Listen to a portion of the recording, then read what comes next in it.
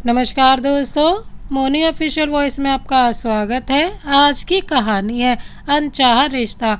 दोस्तों, ये इस कहानी का अंतिम भाग है। कहानी को समझने के लिए कहानी का पहला भाग अवश्य देखें, जिसका लिंक डिस्क्रिप्शन बॉक्स में मेंशन कर दिया गया है। साथ ही हमारे चैनल को सब्सक्राइब कर बेल आइकन को प्रेस करना ना भूलें। चलिए तो कहानी शुरू करते हैं। सुमित ने कहा, अच्छा तो मैं भी चलता हूँ, मुझे भी लंच करना है, और वहाँ से जाने लगा। आंचल ने सुमित को रोकते हुए कहा, सुमित रुको, मैं क्या कह रही थी, इतना खाना है, हम दोनों मिलकर भी नहीं खा सकते, तो क्यों ना तुम भी हमारे साथ लंच कर लो। अभिराज को यह सुनकर हल्का सा गुस्सा आया और उसने अपने गुस्से को काबू में करते हुए कहा, हाँ सुमित, ठीक कह रही है आंचल, तू भी हमारे साथ लंच कर ले। सुमित भी मान गया और वो तीनों ने मिलकर लंच किया। लंच करते सुमित और आंचल हंस हंस कर बातें कर रहे थे, पर अभिराज उन दोनों को ही घूरे जा रहा था। न जाने क्यों आज अभिराज के दिल में जलन के भाव उभर रहे थे। थोड़ी देर में तीनों ने लंच कर लिया और सुमित अभिराज के कैबिन से बाहर चला गया और आंचल भी अपने काम पर लग गई। अभिराज भी अपने जगह पर बैठकर अपने लैपटॉप पर काम करने लगा, पर उसका मन काम पर नहीं लग रहा था। कभी अभिराज अपनी चेयर पर को इधर उधर घूमता, कभी वो कैबिन में टहलता। आंचल ये सब देख रही थी। तभी उसने कहा, आंचल ने अभिराज की ओर देखते हुए कहा, क्या हुआ, अभी काम में मन नहीं लग रहा है? मैंने सुना था कि तुम काफ़ी मेहनती हो, पर तुम्हारी हरकतें देखकर ऐसा बिल्कुल भी नहीं लगता। अभिराज ने आंचल की बात सुनकर कहा, आप अपना काम करिए मिसेस खुराना। आंचल अभिराज के मुंह से अपने लिए ये सुनकर हैरान हो गई और अपनी चेयर से उठकर अभिराज के पास जाकर बोली, क्या कहा तुमने, फिर से कहो। अभिराज, जो खुद हैरान था कि उसके मुंह से ये कैसे निकल गया, उसने कहा, हाँ तो पति हूँ तुम्हारा। मैंने कहा तो क्या हुआ? आंचल ने अभिराज को घूरते हुए कहा, 1 महीने के पति। अभिराज को जाने क्यों ये सुनकर बहुत बुरा लगा। उसने इधर उधर देखा और फिर कहा, हाँ तो 1 महीने का सही, पति हूँ तुम्हारा और तुम मेरी पत्नी। आंचल ने कहा, चलो छोड़ो इन बातों को, अपना काम करते हैं। और वो अपनी चेयर पर जाकर बैठ गई और अपने काम में लग गई। अभिराज कैबिन से बाहर चला गया और वो सुमित के कैबिन में चला गया और एक चेयर पर बैठ गया। जब सुमित ने अभिराज को देखा तो उसने कहा, अरे भाई, तू यहाँ क्या कर रहा है? कुछ काम है तो मुझे बुला लेता। बेचारी आंचल, तूने उसे अकेला कैबिन में छोड़ दिया। सुमित की बात सुनकर अभिराज को हल्का गुस्सा आया और वो बोला, तुझे बहुत चिंता है मेरी बीवी की, हाँ? सुमित ने अभिराज कर देखते हुए कहा, हाँ होगी, वो मेरी दोस्त है। अभिराज ने कहा, शायद तू भूल गया है कि वो मेरी बीवी है, समझा? सुमित को ये सुनकर हंसी आ गई। उसने कहा, 1 महीने की बीवी? बेटा, अभी जो चीज़ कुछ समय तक अपने पास रहे ना, उसे कभी मेरी अपनी नहीं कहते, समझा? सुमित अभिराज को भड़का रहा था, क्योंकि सुमित जानता था कि अभिराज आंचल से पहले से ही प्यार करता था, पर कभी उस प्यार को समझ ही नहीं पाया। इसलिए सुमित ने फैसला किया था कि वो अभिराज को उसके प्यार का एहसास करा कर ही रहेगा। अभिराज को ये सुनकर बहुत गुस्सा आया और वो चेयर से उठकर अपने कैबिन में चला गया और गुस्से में अपनी चेयर पर बैठ गया। आंचल ने अभिराज को गुस्से में देखकर कहा, क्या हुआ अभी, तुम गुस्से में क्यों हो? कुछ हुआ है क्या? मुझे बताओ ना। अभिराज ने गुस्से में कहा, मैं चाहे गुस्से में हूँ चाहे खुशी में, तुम्हें क्या, अपना काम करो ना। आंचल ने मजाक में कहा, मुझे क्या, तुम शायद भूल गए हो कि मैं तुम्हारी 1 महीने की पत्नी हूँ। अभिराज जो सुमित की बात सुनकर पहले से गुस्से में था, उसका गुस्सा आंचल की बात सुनकर और भी ज़्यादा बढ़ गया। अभिराज गुस्से से अपनी चेयर से उठकर आंचल के पास गया और उसे चेयर से उठकर उसके पीछे वाली दीवार पर सटा दिया और उसके कंधे को कसकर पकड़ लिया। आंचल ने अभिराज को कभी इतने गुस्से में नहीं देखा था और वो अभिराज का ये रूप देखकर डर गई और हकलाते बोले, अभी अभी तुम ये क्या कर रही हो? पागल हो गई हो क्या? अभिराज ने कुछ नहीं कहा और आंचल के चेहरे को ध्यान से देखने लगा। अभिराज की आंखों में गुस्सा साफ झलक रहा था। अचानक अभिराज ने आंचल के होठों पर अपने होठ रख दिए और आंचल को रूडली किस करने लगा।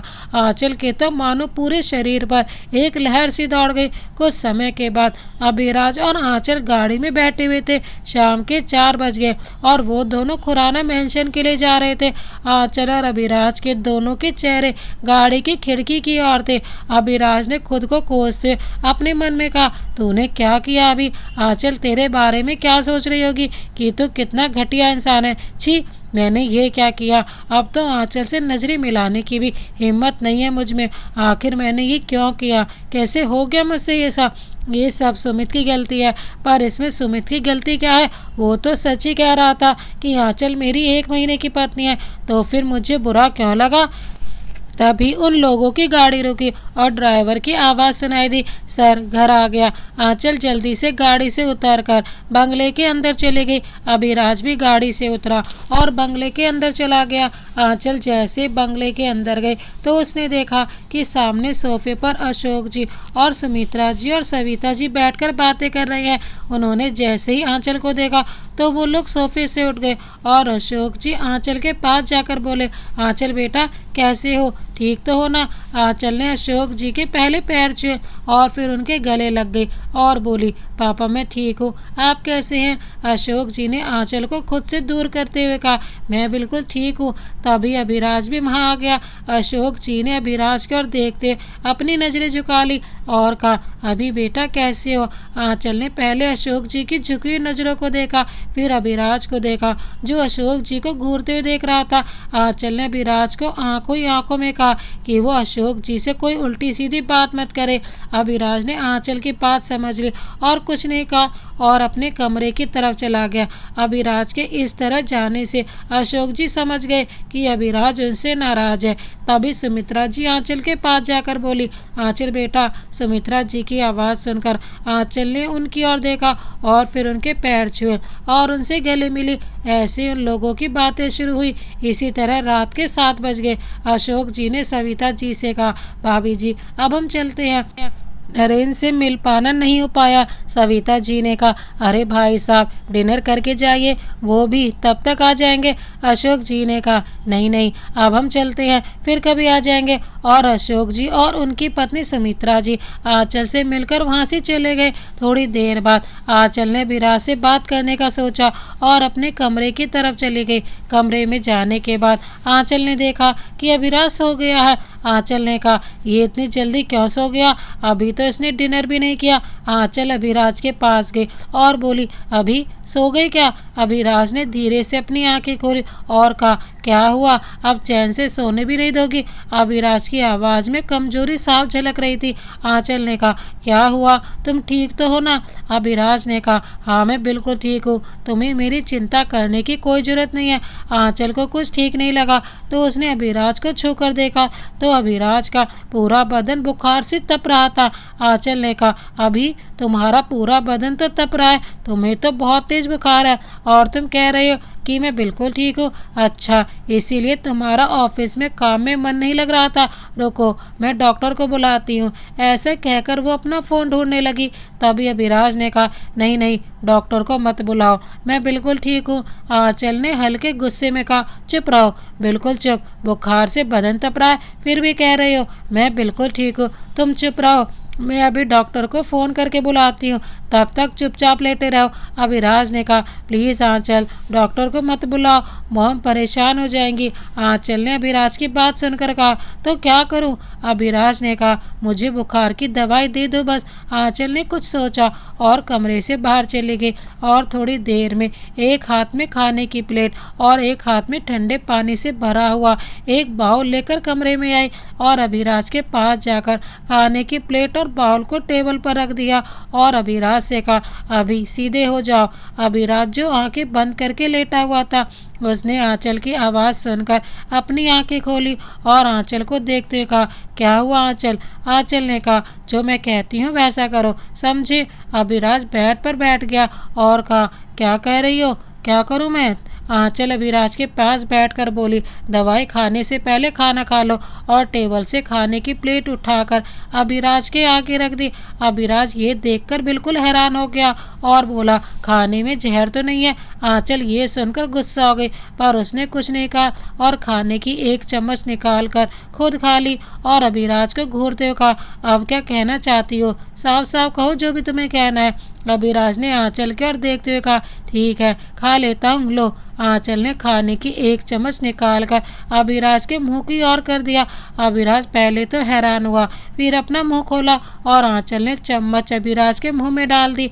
ऐसे ही आंचल अभिराज को खाना खिलाने लगी। आंचल अभिराज को खाना खिलाने में बिजी थी और अभिराज आंचल के चेहरे में बिजी था। अभिराज की नज़रें अभी आंचल के चेहरे पर थी। अभिराज के मन में आंचल के लिए एक अलग सा एहसास जन्म लेने लगा था। आंचल ने एक बार अभिराज की ओर देखा तो उसने देखा कि अभिराज उसे ही देख रहा है। अभिराज की नज़रें आंचल पर टिक सी गई थी। आंचल ने अभिराज की ओर देखते हुए कहा, क्या हुआ, ऐसे क्या देख रहे हो, आज तक किसी लड़की को नहीं देखा क्या? आंचल की आवाज़ सुनकर अभिराज का ध्यान टूटा और उसने इधर उधर देखते हुए कहा, मेरे इतने बुरे दिन नहीं आए हैं जो मैं तुम्हें देखूंगा, समझी? और हाँ, ये दाल में नमक बहुत ज़्यादा है। अभिराज ने झूठ बोलते हुए कहा। आंचल ने अभिराज को घूरते हुए कहा, क्या बात कर रहे हो? ऐसा कहकर उसने दाल चखी पर नमक ठीक ठाक था। आंचल ने अभिराज को घूरते हुए कहा, लगता है बुखार में तुम्हारे मुंह का स्वाद चला गया, दाल में नमक बिल्कुल ठीक है। आंचल ने अभिराज की ओर देखते हुए कहा, लो अब दवाई खा लो और आराम करो, और हाँ, अब दवाई खाने के लिए मना मत करना वरना तुम देख लेना। और आंचल ने खाने की प्लेट टेबल पर रखकर अभिराज को दवा दे दी और कहा, खाओ इसे। अभिराज ने अपने हाथ में रखी दवाइयों को देखकर मुंह बना लिया और आंचल से कहा, सुनो ना, मैं क्या कह रहा था कि ये दवाई रहने देते हैं, मैं आराम करने से ठीक हो जाऊंगा। आंचल ने अभिराज को घूरते हुए कहा, क्यों रहने दे, तुम्हें बुखार है ना, खाओ चुपचाप। अभिराज ने कहा, रहने दो ना, अब मैं ठीक हूँ। आंचल ने कुछ सोचा और फिर कहा, अच्छा तो मिस्टर कड़वे को दवाई कड़वी लगती है? ऐसा कहकर वो हंसने लगी। अभिराज ने आंचल को घूरते हुए कहा, नहीं नहीं, ऐसा नहीं है, मुझे दवाई कड़वी नहीं लगती है, वो तो बस ऐसे ही कहा था कि दवाई रहने दो और तुम ये हंसना बंद करो। आंचल ने हंसते हुए कहा, तो फिर खाओ दवाई। अभिराज ने गुस्से से दवाई खा ली पर दवाई खाने के बाद अभिराज का मुंह कड़वा हो गया और उसका मुंह बन गया। आंचल अभिराज को देखकर हंसने लगी। अभिराज ने कहा, अब मुझे पानी दो ना। आंचल ने अभिराज को पानी का गिलास पकड़ा दिया। अभिराज ने पानी पीकर कहा, तुम हंस क्यों रही हो, हंसते तुम पूरी पूरी चुड़ैल लग रही हो।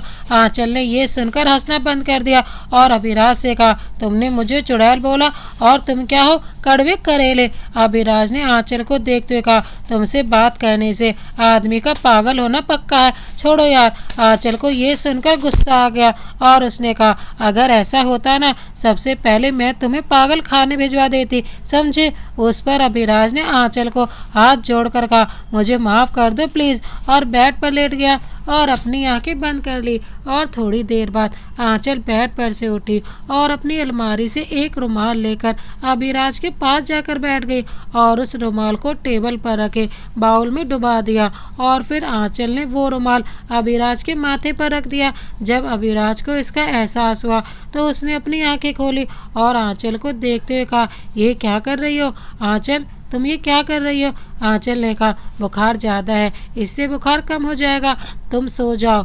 अभिराज ने कहा, इसकी कोई ज़रूरत नहीं है, मैंने दवाई खा ली है, अब मैं बिल्कुल ठीक हो जाऊंगा, तुम्हें परेशान होने की कोई ज़रूरत नहीं है, तुम परेशान मत हो और सो जाओ। पर आंचल कहाँ मानने वाली थी, उसने कहा, नहीं, मुझे नींद नहीं आ रही है, तुम सो जाओ, मैं बाद में सो जाऊंगी। अभिराज ये जानता था कि आंचल नहीं मानने वाली, इसीलिए उसने कुछ नहीं कहा और ये सोचकर अपनी आंखें बंद कर ली कि आंचल थोड़ी देर में खुद ही सो जाएगी। और कुछ समय के बाद अभिराज को नींद आ गई और वो सो गया। अगली सुबह 8:30 बजे अभिराज की आँख खुली तो उसने अपने सर पर हाथ फेरते हुए कहा, चलो मेरा बुखार तो चला गया। हाथ फेरते फेरते उसका हाथ अपने माथे पर रखे रुमाल पर टच हुआ तो अभिराज ने अपने माथे पर रखे रुमाल को निकाल कर देखने लगा और कहा, ये रुमाल तो। तभी अभिराज को महसूस हुआ कि उसके सीने पर कोई अपना सर रखकर सो रहा है। अभिराज ने जैसे अपने सीने की तरफ देखा तो वो हैरान हो गया। अभिराज ने आंचल को देखते हुए बोला, ये पूरी रात यहीं बैठी हुई थी? अभिराज ने धीरे से बेड से उठने की कोशिश की लेकिन उसके उठने की कोशिश में आंचल की नींद खुल गई और उसने अपनी आंखें मलते हुए कहा, अभिराज को देखते हुए कहा, अब तुम्हारा बुखार कैसा है? अभिराज ने बेड पर बैठ कर कहा, हाँ अब मैं ठीक हूँ, पर तुम पूरी रात यहीं बैठी थी? आंचल ने अभिराज की ओर देखते हुए कहा, वो तुम्हारा बुखार बुखार रात को बढ़ गया था, इसीलिए आंचल की बात सुनकर अभिराज के दिल में एक मीठा सा एहसास उभर आया और उसके चेहरे पर एक हल्की सी मुस्कान भी। पर अभिराज ने वो हल्की सी मुस्कान झट से छुपा ली। थोड़ी देर में आंचल बाथरूम में नहाने चली गई और अभिराज कुछ काम में बिजी हो गया। थोड़ी देर में आंचल बाथरूम से बाहर आई तो अभिराज नहाने के लिए बाथरूम में घुस गया। अभी सुबह के 8 बज चुके थे। अभिराज बाथरूम से बाहर आया तो कमरे में आंचल नहीं थी। अभिराज तैयार होकर हॉल में चला गया और सोफे पर बैठ गया और अपने लिए कॉफ़ी मंगवाई। तभी वहाँ पर सविता जी भी आ गई और वो भी सोफे पर बैठ गई। अभिराज ने सविता जी को देखते हुए कहा, good morning mom. Savita ji ने कहा, गुड मॉर्निंग बेटा।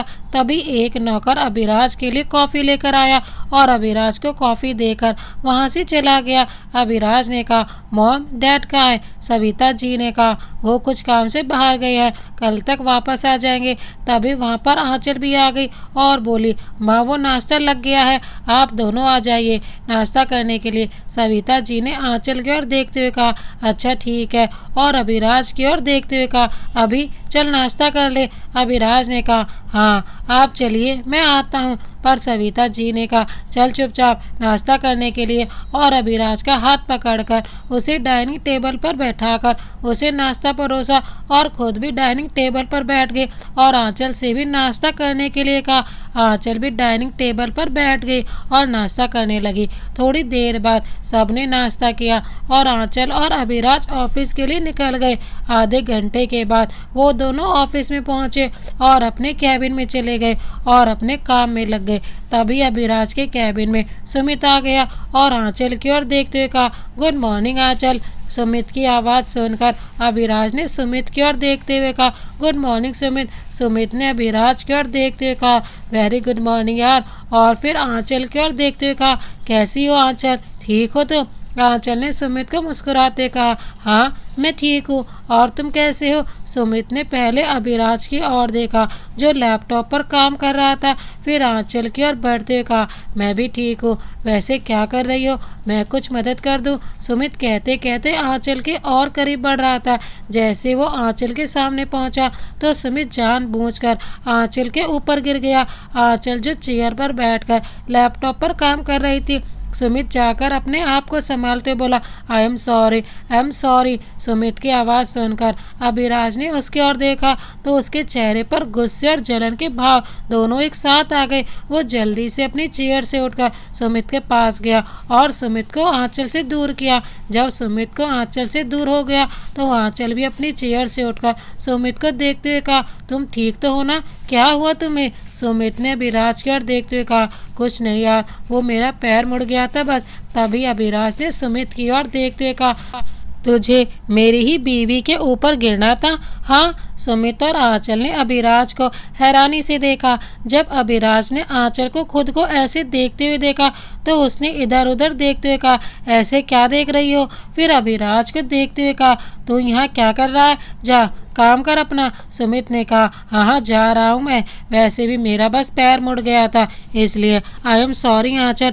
और इतना कहकर वो कैबिन से बाहर चला गया। आंचल ने अभिराज को घूरते हुए कहा, ये क्या तरीका है बात करने का? अभिराज ने आंचल को घूरते हुए कहा, सुमित मेरा दोस्त है, मैं चाहे उससे कैसे भी बात करूं, तुम्हें उससे क्या? आंचल ने चेयर पर बैठते हुए कहा, वो मेरा भी दोस्त है और मुझे ये बिल्कुल पसंद नहीं है कि कोई मेरे दोस्त के साथ ऐसे बात करे। अभिराज जो आंचल के कुछ दूरी पर खड़ा था वो आंचल के पास आया और उसने कहा, तुम्हारे कहने का मतलब क्या है? वो मेरा बचपन का दोस्त है और ये कोई कौन है? भूलो मत, मैं तुम्हारा पति हूँ। आंचल ने अभिराज को अजीब नज़रों से देखा और फिर कहा, 1 महीने के। अभिराज को ये सुनकर गुस्सा आ गया पर उसने कुछ नहीं कहा और अपनी चेयर पर बैठ गया। कुछ घंटों में लंच टाइम हुआ तो आंचल अपनी चेयर से उठकर कैबिन से बाहर जाने लगी तो अभिराज ने आंचल की ओर देखते हुए कहा, कहाँ जा रही हो? आंचल ने अभिराज से कहा, नहाने। अभिराज ने सवालिया नज़रों से आंचल को देखा तो आंचल ने कहा, और कहाँ जाऊंगी? लंच करने जा रही हूँ। अरे लंच का टाइम हो गया तो लंच ही तो करने जाऊंगी। अभिराज ने कहा, लंच कैबिन में हो सकता है ना? आंचल ने कहा, मुझे चार दीवारी के अंदर खाना खाना पसंद नहीं है, इसीलिए कैंटीन में जा रही हूँ। इतना कहकर वो कैबिन से बाहर चले गए। अभिराज ने गुस्से से कहा, जानता हूँ कि 1 महीने का पति हूँ, पर 1 महीने के पति की कोई इज्जत ही नहीं है। एक बार भी नहीं पूछा कि क्या तुम लंच करने चलोगे? चलो छोड़ो, मुझे क्या करना है। और अभिराज लैपटॉप पर काम करने में लग गया। अचानक से वो अपनी चेयर से उठा और कैबिन से बाहर चला गया और कैंटीन की ओर जाने लगा। जाते जाते उसने सुमित के कैबिन से हंसने की आवाज़ सुनी तो वो सुमित के कैबिन की ओर चला गया और कैबिन के बाहर पहुंचकर उसने आंचल और सुमित की हंसने की और बातें करने की आवाज़ सुनी तो वो कैबिन के अंदर चला गया। अंदर जाकर उसने देखा कि सुमित और आंचल हंसते हुए लंच कर रहे थे। उसकी मुट्ठियाँ तन गई और उसने कहा, तुम तो कह रही थी कि तुम कैंटीन जा रही हो, फिर यहाँ कैसे? अभिराज की आवाज़ सुनकर आंचल और सुमित ने अभिराज की ओर देखा और अपनी चेयर से खड़े हो गए। सुमित ने अभिराज की ओर देखते हुए कहा, अभी तो वो आंचल तो कैंटीन ही जा रही थी, पर रास्ते में मैं मिल गया और मैंने ही कहा कि वो मेरे साथ लंच करे, बस। अभिराज ने आंचल को घूरते हुए देखा और कहा, तुमने तो कहा था कि तुम चार दीवारी के अंदर खाना खाना पसंद नहीं करती हो। फिर आंचल ने कहा, वो सुमित ने इतना बोला कि मैं उसे मना नहीं कर पाई। अभिराज ने फेक मुस्कान देते हुए कहा, अच्छा। तभी सुमित ने कहा, आओ ना अभी, तुम भी लंच करो हमारे साथ। अभिराज ने आंचल को देखते हुए कहा, नहीं, मैं अपने कैबिन में ही लंच करूंगा। और इतना कहकर वो कैबिन से बाहर चला गया और अपने कैबिन की ओर चला गया। दूसरी ओर आंचल ने कहा, बड़ा अजीब इंसान है, हमारे साथ लंच नहीं कर सकता था? सुमित ने मुस्कुराते हुए कहा, दिल जला। आंचल ने सुमित को घूरते हुए कहा, क्या कहा? सुमित ने लंच कर इशारा करते हुए कहा, सब्जी जली हुई है। आंचल ने टेबल पर रखी सब्जी को देखते हुए कहा, नहीं तो। सुमित ने कहा, अच्छा ठीक है, चलो लंच करते हैं, बहुत काम है। और उसके बाद वो दोनों लंच करने लगे। दूसरी ओर अभिराज अपने कैबिन में आया और टेबल पर अपना हाथ पटक दिया और गुस्से में कहा, मेरे साथ लंच करने में चार दीवारी और सुमित के साथ कमाल की यारी।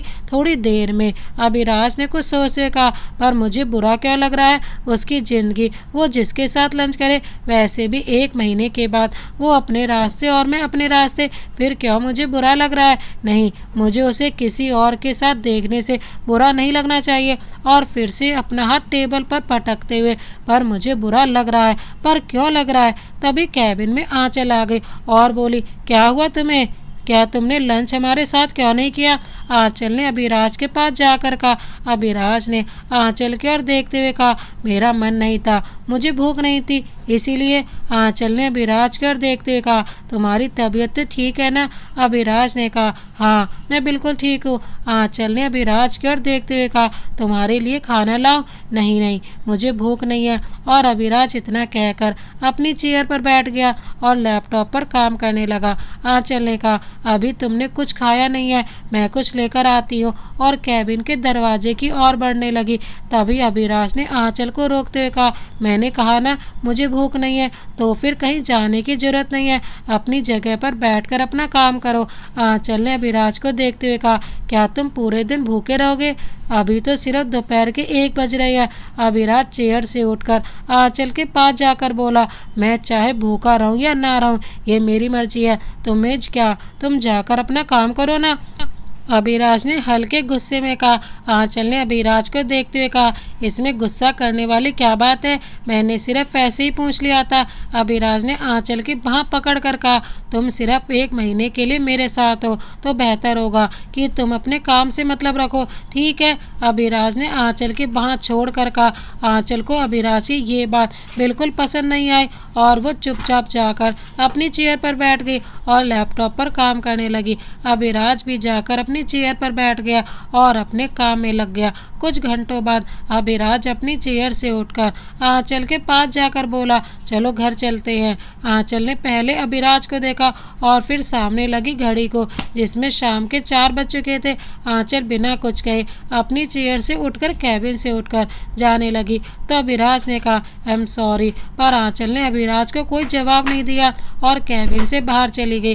तो अभिराज ने कहा, अच्छा तो मैडम मुझसे नाराज है, और इतना कहकर वो भी कैबिन से बाहर चला गया। थोड़ी देर में वो दोनों अपनी गाड़ी के पास खड़े थे।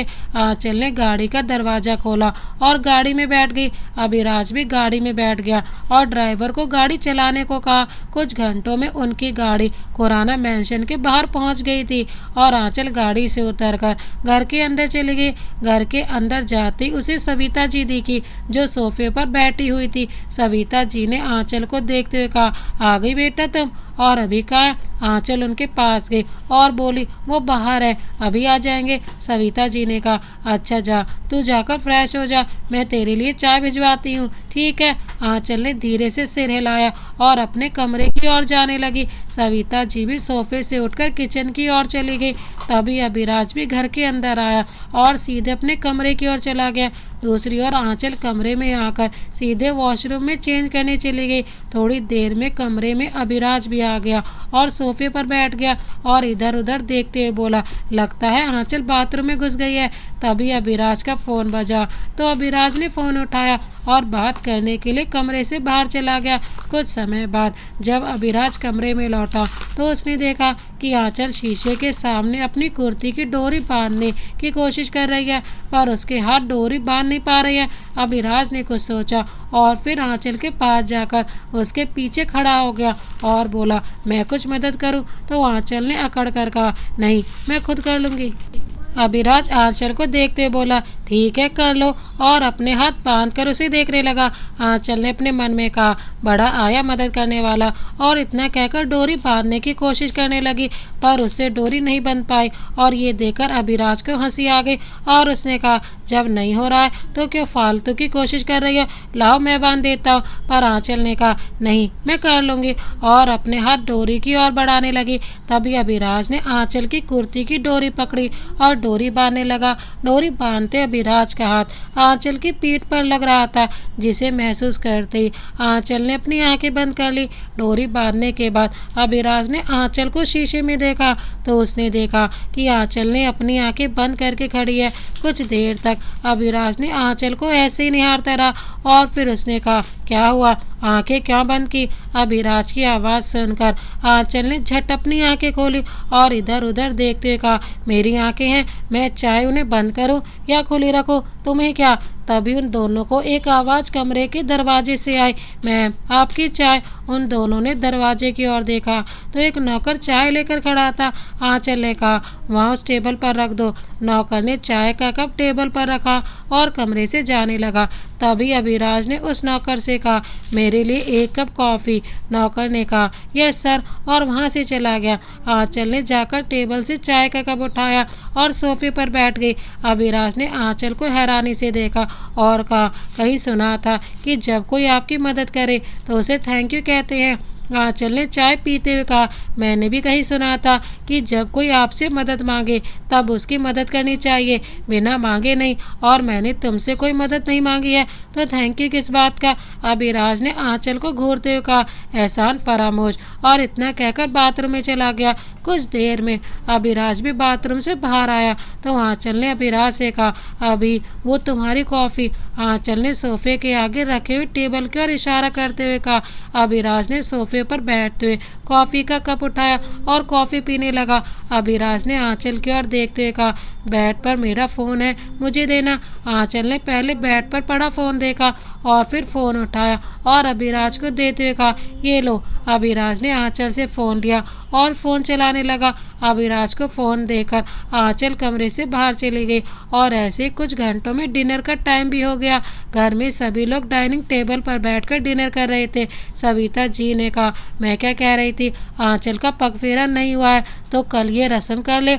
नरेंद्र जी ने कुछ सोचते हुए कहा, हाँ ज़रूर, कल अभी और आंचल को आंचल के मायके भेज देते हैं पग फेरे के लिए। जैसे ही अभिराज ने ये सुना तो उसका खाने का निवाला उसके गले में अटक गया और वो अपने मुंह पर हाथ रखकर खांसने लगा। जल्दी से आंचल ने अभिराज को पानी का गिलास पकड़ा दिया। अभिराज ने पानी पीकर कहा, नहीं मुझे बहुत काम है, मैं कल नहीं जा सकता। I am sorry. Narendra ji ने कहा, कोई काम नहीं है, जो भी काम करना इस रस्म के बाद करना, ठीक है। अभिराज ने कुछ कहना चाहा पर नरेंद्र जी ने कहा, कल तुम लोग पग फेरे की रस्म के लिए आंचल के घर जाओगे, समझे। अभिराज ने हताश होकर कहा, जी डैड, और आंचल को घूरते हुए देखा। सविता जी ने कहा, ठीक है, तो डिनर के बाद मैं सुमित्रा बहन को फ़ोन कर दूंगी। ऐसा कहकर वो डिनर करने लगी। कुछ देर में सबने डिनर ख़त्म किया और आराम करने के लिए अपने अपने कमरे में चले गए। अभिराज अपने कमरे में इधर उधर टहल रहा था और आंचल बाथरूम में थी। थोड़ी देर में आंचल बाथरूम से बाहर आ गई और अभिराज के पास जाकर बोली, अभी। इतने में अभिराज ने आंचल को घूरते हुए कहा, आज तो तुम बहुत खुश होगी ना। अभिराज की बात सुनकर आंचल ने अभिराज को सवालिया निगाहों से देखकर कहा, कहीं तुम्हें ऐसा तो नहीं लगता है कि मैंने माँ को बोला कि यह पग फेरे की रस्म करने के लिए। अभिराज ने आंचल को घूरते हुए कहा, बिल्कुल ऐसा ही लगता है मुझे, क्योंकि तुम्हें अपनी फैमिली की याद आई और तुमने ये क्या कहते हैं। आंचल ने कहा, पग फेरा। अभिराज ने झट से कहा, हाँ भाई पग फेरा, तुमने पग फेरे का बहाना बना दिया। आंचल ने अभिराज को देखते हुए कहा, मुझे क्या पागल कुत्ते ने काटा है जो मैं तुम्हें अपने घर लेकर जाऊंगी। मैंने देखा था जब मेरे पापा घर आए थे ना, तुम्हारा चेहरा देखकर ही पता चल गया था कि तुम उन्हें सुनाने वाले थे। पता नहीं कैसे चुप रह गए। अभिराज ने आंचल को देखते हुए कहा, ओ हेलो, पहली बात तो ये है कि तुम्हें कोई पागल कुत्ता नहीं काटेगा, क्योंकि उसे भी अपनी तबीयत की चिंता है। और दूसरी बात यह है कि तुम्हारे प्यारे पापा ने जो मेरे साथ किया है ना। इतने में आंचल ने अभिराज की बात काटते हुए कहा, बस बहुत हुआ, अब एक शब्द भी मेरे पापा के बारे में अपनी जुबान से निकाला ना तो देख लेना। आंचल की बात सुनकर अभिराज ने कहा, तो क्या करोगी। आंचल ने कुछ सोचते हुए कहा, पिछली बार हलवे में मिर्च का पाउडर डाल कर दिया था, कहीं ऐसा ना हो कि इस बार जहर न पड़ जाए। अभिराज ने अजीब तरीके से कहा, ओ अच्छा, मेरी मौत की सारी तैयारियां शुरू हो गई हैं, पर तुम्हारी ये इच्छा कभी पूरी नहीं होगी, समझी। अभिराज की बात सुनकर आंचल ने चिढ़कर कहा, अच्छा इतना इंतजार क्यों, कल सुबह के नाश्ते में डाल देती हूँ। अभिराज ने फेक मुस्कान देते हुए कहा, मुझे नहीं पता था कि तुम्हें सफ़ेद रंग इतना पसंद है। आंचल ने अभिराज को घूरते हुए कहा, क्या मतलब है तुम्हारा। अभिराज ने बैठ की ओर जाते हुए कहा, मैं नहीं जाने वाला, नहीं जाना मुझे कहीं। अभिराज जो बैठ कर अपने कदम बढ़ा रहा था, उसने अपने कदम फिर से आंचल की ओर बढ़ा दिए और आंचल के पास आकर बोला, वाह तुम कितनी समझदार हो। आंचल ने अभिराज को घूरते हुए देखा तो वो समझ गई कि अभिराज उसे टोंट मार रहा है। तभी अभिराज ने कहा, मैं क्या बोलूं कि मॉम मैं आंचल के घर नहीं जाऊंगा, ऐसा बोलूं और फिर डैड मुझे सूली पर चढ़ा देंगे। ओह, इससे तुम्हारे जहर के पैसे बच जाएंगे, है ना। क्या दिमाग है यार, वाह। आंचल ने अभिराज को हैरानी से देखा और फिर कहा, तुम पागल हो क्या, मैंने तुम जैसा अजीब इंसान अपनी ज़िंदगी में कभी नहीं देखा। अभिराज ने कहा, नहीं देखा तो आज देख लो, पर ये क्या, पग फेरे की रस्म कैंसिल करवा दो प्लीज़। आंचल ने कहा, तुम्हें क्या लगता है माँ मेरी बात मानेगी। अभिराज ने अपने सिर पर हाथ फेरते हुए कहा, अरे यार किस मुसीबत में फंस गया मैं, यहाँ 7 फेरे ही बड़े भारी पड़ रहे हैं और ये अब पग फेरा लूँगा तो कहीं दब ना जाऊँ। और आंचल की ओर देखते हुए बोला, एक बात बता, ये पग फेरा क्या होता है। ऑलरेडी 7 फेरे लेकर पछता रहा हूँ, अब ये पग फेरा लूँगा तो पता नहीं क्या होगा। आंचल ने अभिराज को टोंट मारते हुए कहा, मुझे क्या पता, मेरी भी पहली बार ही शादी हुई है और पहली बार तुमसे पाला पड़ा है, इसीलिए ये पग फेरा क्या होता है मुझे नहीं पता, समझे। कुछ देर बाद अभिराज ने कुछ सोच कर कहा, चलते हैं, और कर भी क्या सकते हैं, पर हाँ वहाँ जाकर अपने पापा से कह देना कि जितना हो सके मुझसे दूर रहे, नहीं तो मैं कुछ उल्टा सीधा बोल दूंगा। आंचल ने कहा, अच्छा ठीक है, बोल दूंगी कि इस अजीब प्राणी से दूर रहे। ओके। अभिराज बेड पर लेट गया और लाइट बंद कर दी। आंचल ने चिढ़कर कहा, पागल, और वो भी सोफे पर जाकर लेट गई और थोड़ी देर में उन दोनों को नींद आ गई और वो दोनों सो गए। अगली सुबह 8:30 बजे अभिराज बिस्तर से उठते हुए अपनी आंखें मलते हुए इधर उधर देख रहा था। तभी उसकी नज़र सोफे पर सोई हुई आंचल पर पड़ी, जिसके चेहरे पर उसके बाल बिखरे हुए थे। अभिराज अपने बिस्तर से उठा और आंचल के पास गया और उसके चेहरे को गौर से देखने लगा। अचानक अभिराज आंचल के चेहरे पर झुका और अपने हाथ से आंचल के चेहरे पर आए बालों को हटाने लगा। तभी आंचल की आंख खुल गई तो अभिराज को अपने ऊपर झुके हुए देख आंचल अभिराज को जोर से धक्का मार दिया और झट से सोफे पर बैठ गई और गुस्से से बोली, ये क्या कर रहे थे? हाँ। आंचल के धक्के से अभिराज सीधे फर्श पर गिर गया और हैरानी से आंचल को देखने लगा। आंचल ने अभिराज को घूरते हुए कहा, मैंने पूछा क्या कर रहे थे तुम यहाँ? क्या कर रहे थे? तुम्हारा बेड तो वहाँ है ना? फिर आंचल ने अपने दुपट्टे को ठीक करते हुए कहा। अभिराज आंचल को घूरे जा रहा था। तभी आंचल सोफे से उठकर बोली, तुम कितने अजीब हो। मैं इतना कह रही हूँ पर तुम पर कुछ असर ही नहीं हो रहा है। क्या हुआ? मुंह में दही जम गई है क्या? अभिराज ने कुछ सोचा और फिर जोर से चीखा और कहा, हाय मेरी कमर तोड़ दी, हाय मेरी कमर। आंचल ने अभिराज को हैरानी से देखा और कहा, चुप रहो, इतना जोर से चिल्लाओगे तो माँ आ जाएगी। अभिराज ने आंचल की बात सुनकर जोर से कहा, पहले तो मुझे धक्का दिया और अब चुप रहने को कह रही हो तुम कितनी? इतना कहकर वो चिल्लाने लगा तो घबराकर आंचल अभिराज के पास गई और उसके मुंह पर हाथ रखकर कहा, इतने जोर से चिल्लाने की क्या जरूरत है? इतनी भी नहीं लगी है। अभिराज ने आंचल का हाथ अपने मुंह से हटाने की कोशिश की पर आंचल ने अभिराज के मुंह को अपने हाथ से दबा कर दिया और कहा, चुप रहो प्लीज। अभिराज ने जैसे तैसे आंचल का हाथ अपने मुंह से हटाया और कहा, क्यों चुप रहूं मैं? अपने मॉम डैड को दोनों को यहाँ बुलाता हूँ और तुम्हारी हरकतों के बारे में बताता हूँ, ठहरो तुम। और इतना कहकर उसने चिल्लाने के लिए अपना मुंह खोला पर आंचल ने अभिराज के मुंह पर हाथ रखकर कहा, चुप हो जाओ प्लीज। अभी उन दोनों को दरवाजे खटखटाने की आवाज आई। आंचल ने अभिराज को घूरते हुए देखा और थोड़ी देर में दरवाजा खोला। दरवाजा खोलते ही सविता जी ने आंचल को देखते हुए कहा, क्या हुआ बेटा, अभी क्यों चिल्ला रहा था? तभी उनकी नज़र फर्श पर बैठे अभिराज पर पड़ी तो उसके पास जाकर बोली, अभी तो फर्श पर क्यों बैठा है? अभिराज ने पहले आंचल को देखा और फिर सविता जी को देखकर कहा, मॉम वो मेरा पैर फिसल गया और मैं नीचे गिर गया। सविता जी ने कहा, अभी तो ठीक तो है, ज़्यादा नहीं लगी ना? अभिराज ने फर्श से उठने की कोशिश की पर वो उठ नहीं पाया। सविता जी ने ये देखकर तुरंत आंचल से कहा, बेटा इधर आकर अभी की उठने में मदद करो। सविता जी की बात सुनकर आंचल ने आकर अभिराज की उठने में मदद की और अभिराज को बेड पर बैठा दिया। सविता जी ने कहा, अभी तो ठीक तो है ना बेटा? अभिराज ने आंचल की ओर देखते हुए कहा, हाँ मॉम मैं ठीक हूँ, और बेड से उठने की कोशिश की पर वो उठ नहीं पाया। ये देखकर सविता जी ने अभिराज के पास जाकर कहा, बेटा तू सच में ठीक है ना? अभिराज ने कुछ सोचते हुए कहा, मॉम वो मेरी कमर में दर्द हो रहा है पर थोड़ी देर में ठीक हो जाएगा, आपको चिंता करने की कोई जरूरत नहीं है। सविता जी ने अभिराज को देखते हुए कहा, बेटा तू आराम कर ले। अभिराज ने कहा, नहीं मॉम मैं ठीक हूँ और आज तो आंचल को पग फेरे के लिए जाना है। इतना कहकर अभिराज ने अपनी कमर पर हाथ फेरा। सविता जी ने अभिराज को देखते हुए कहा, बेटा ठीक है, आंचल ड्राइवर के साथ चली जाएगी, तू आराम कर। और वैसे भी इस रस्म में भाई बहन को लेने आता है पर आंचल का कोई भाई नहीं है, इसलिए हमने तुझे कहा कि आंचल के साथ चला जा। पर अब तुझे चोट लगी है तो आंचल ड्राइवर के साथ ही चली जाएगी, क्यों आंचल? सविता जी ने आंचल को देखते हुए कहा। आंचल ने अभिराज को घूरते हुए कहा, ठीक है मैं चली जाऊंगी, इन्हें आराम करने की ज़रूरत है। अभिराज ने सविता जी की ओर देखते हुए कहा, पर डैड, सविता जी ने कहा, उन्हें मैं समझा दूंगी, तू आराम कर, मैं तुम्हारे लिए कॉफ़ी भिजवाती हूँ, ठीक है? और इतना कहकर वो वहाँ से चली गई। सविता जी के जाने के बाद आंचल अभिराज के पास आई और गुस्से से बोली, वाह क्या नाटक करते हो। आंचल की बात सुनकर अभिराज ने मासूमियत भरी आवाज़ में कहा, क्या आंचल मुझे चोट लगी है और तुम ऐसा कह रही हो? मुझ पर दया नहीं आ रही है तुम्हें? अभिराज को ऐसे बात करते देख आंचल को बुरा लगा और उसने कहा, सच में चोट लगी है? आई एम सॉरी, मुझे लगा कि तुम नाटक कर रहे हो, आई एम रियली सॉरी। आंचल को देखते हुए अभिराज ने कहा, इट्स ओके, और फिर बेड से उठने लगा पर वो उठ नहीं पाया। आंचल ने अभिराज को देखते हुए कहा, क्या हुआ? अभिराज ने कहा, मुझे लेटना है। ये सुनकर आंचल ने कहा, रुको मैं मदद करती हूँ, और अभिराज की उठने में मदद की और उसे बेड पर लिटा दिया।